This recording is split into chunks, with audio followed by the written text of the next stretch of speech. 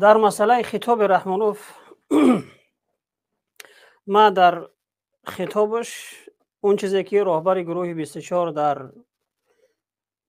برنامه رادیوی آزادی در صحبت آزاد گفت و گذشت، یک گپی خیلی کلیدی زدک و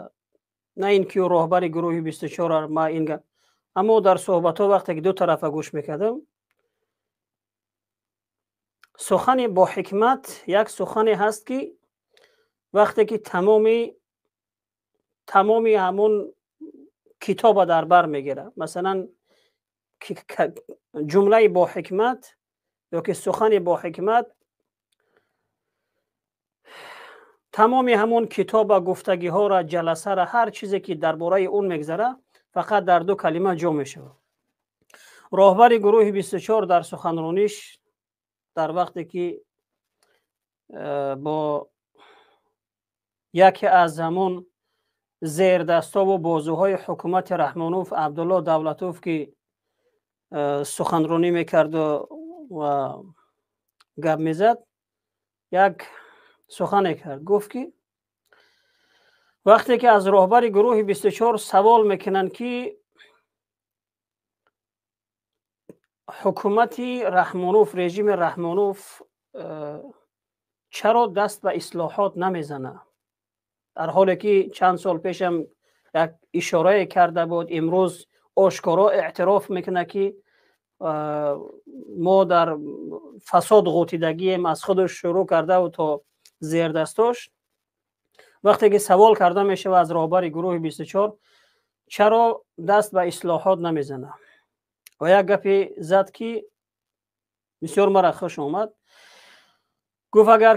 اگر حکومت رحمانوف، اگر این رژیم دست به اصلاحات بزنه، این معنا داره که پایان حکومت است. یعنی حکومت رحمانوف با فساد بنیاد شده است،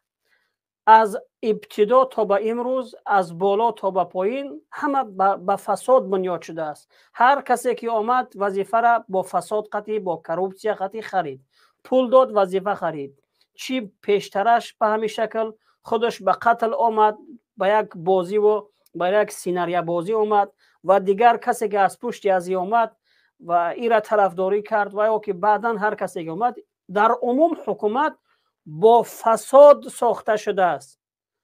پس وقتی که حکومت بر بگرده برای اصلاحات، برای اصلاح کردن و فساد از بین بردن، این معنا این داره که خودش داره حکومت خودش از بین باید ببره. یک حکومت پر از فساد و فساد زده و سرتاپا فساد، اگر که این بیا این حکومت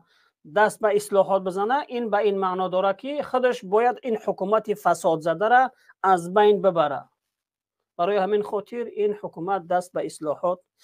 نمیزند. و در این